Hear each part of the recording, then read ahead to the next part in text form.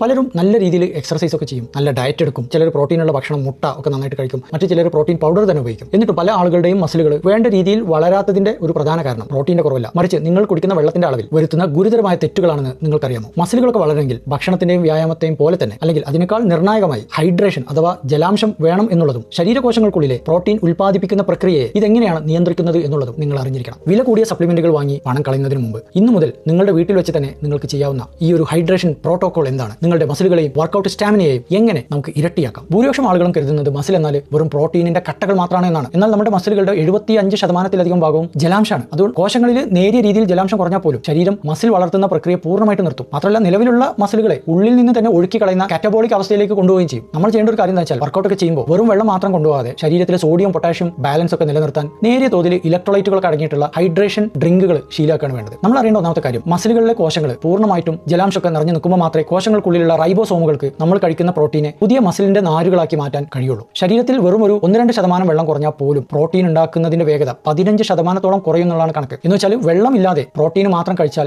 Muscle വളരില്ല. രണ്ടാമത്തെ കാര്യം, workout ഒക്കെ ചെയ്യുന്ന സമയത്ത് മസിലുകൾക്ക് ഉണ്ടാകുന്ന ഒരു തിളക്കവും വലിപ്പവും, മസിൽ പമ്പ് എന്നാണല്ലോ പറയാം, ഇത് യഥാർത്ഥത്തിൽ അവിടേക്ക് ഇരച്ചു കയറുന്ന രക്തപ്രവാഹമാണ് കാണിക്കുന്നത്. ശരീരത്തിൽ ജലാംശം കുറയുമ്പോൾ രക്തത്തിന്റെ അളവ് കുറയും, രക്തം കട്ടിയാവും. ഇതുവഴി മസിലുകളിലെ ചെറിയ രക്തധമനികളിലേക്ക് ഓക്സിജനും പോഷകങ്ങളും എത്തുന്നത് തടസ്സപ്പെടുകയാണ്. എന്ന് വെച്ചാൽ രക്തത്തിൽ ജലാംശം കുറയുമ്പോൾ മസിലുകളുടെ പമ്പിങ് നടക്കാതെ പോകും. മൂന്നാമത്തെ കാര്യം, നമ്മൾ കഠിനമായിട്ട് അധ്വാനിക്കുന്ന സമയത്തും എക്സർസൈസ് ഒക്കെ എടുക്കുമ്പോഴും മസിലുകളിൽ ലാക്റ്റിക് ആസിഡ് ഉൽപ്പാദിപ്പിക്കപ്പെടും. ശരീരം നന്നായി ഹൈഡ്രേറ്റഡ് ആണെങ്കിൽ ഈ ആസിഡിനെ വൃക്കകൾ വഴി ഉടനടി പുറന്തള്ളാൻ സാധിക്കും. എന്നാൽ ശരീരത്തിൽ വെള്ളം കുറവാണെങ്കിൽ ലാക്റ്റിക് ആസിഡ് മാംസപേശികളിൽ കെട്ടിക്കിടന്ന് കടുത്ത വേദനയും മസിൽ പിടുത്തവും ഉണ്ടാവും. ചിലർക്ക് വർക്കൗട്ട് പൂർണ്ണമാക്കാൻ കഴിയാതെ വരും. ഓടുന്ന വണ്ടിയുടെയൊക്കെ റേഡിയേറ്ററിൽ വെള്ളം ഇല്ലെങ്കിൽ എഞ്ചിന് പെട്ടെന്ന് ചൂടായി പണ്ടൊക്കെ വണ്ടി കരിഞ്ഞു നിന്ന് പോയിരുന്നു. അതുപോലെയാണിത്. ജലാംശം ഇല്ലെങ്കിൽ മസിലുകൾ പെട്ടെന്ന് നിന്നു പോകും. നാലാമത്തെ കാര്യം, നമ്മുടെ ശരീരം നിർജ്ജലീകരണത്തിലേക്കൊക്കെ പോകുമ്പോൾ മസിൽ വളർച്ചയ്ക്ക് ആവശ്യമായിട്ടുള്ള ടെസ്റ്റോസ്റ്റിറോൺ, ഗ്രോത്ത് ഹോർമോൺ ഇതിന്റെയൊക്കെ ഉൽപ്പാദനം കുറയാണ്. പകരം മസിലുകളെ നശിപ്പിക്കുന്ന കോർട്ടിസോൾ എന്ന സ്ട്രെസ് ഹോർമോൺ കൂടുകയാണ് ചെയ്യുക. ഇത് മസിൽ വളർച്ചയെ പൂർണ്ണമായിട്ട് തകിടം മറിക്കും. വീട്ടിൽ പണിക്കാർ വന്നിട്ട് ജോലി ചെയ്യുമ്പോൾ അവർക്ക് വെള്ളം കുടിക്കാൻ കൊടുത്തില്ലെങ്കിൽ അവർ ദേഷ്യപ്പെട്ട് പണി നിർത്തി പോകുന്ന പോലെയാണ്. വെള്ളമില്ലെങ്കിൽ ശരീരം മസിൽ ഉണ്ടാക്കുന്ന പണി നിർത്തിവെക്കും. അഞ്ചാമത്തെ കാര്യം, നമ്മൾ ഭാരമുള്ള വെയിറ്റുകളൊക്കെ എടുക്കുമ്പോൾ നമ്മുടെ ജോയിന്റുകൾക്ക് കേടുപാടുകൾ വരാതിരിക്കാൻ ഈ ജോയിന്റിന്റെ ഇടയിൽ സൈനോവിയൽ ഫ്ലൂയിഡ് എന്നൊരു ദ്രാവകമുണ്ട്. ഇതിലെ പ്രധാന ഘടകം വെള്ളമാണ്. കൃത്യമായി വെള്ളം കുടിക്കാതെ വരികയാണെങ്കിൽ ഈ ദ്രാവകം കുറഞ്ഞു പോകും. വെയിറ്റ് ഒക്കെ എടുക്കുമ്പോൾ ജോയിന്റുകളിൽ കടുത്ത തേയ്മാനവും വേദന ഉണ്ടാവുകയും ചെയ്യും. ഇനി മസിലിന്റെ ഒക്കെ വളർച്ച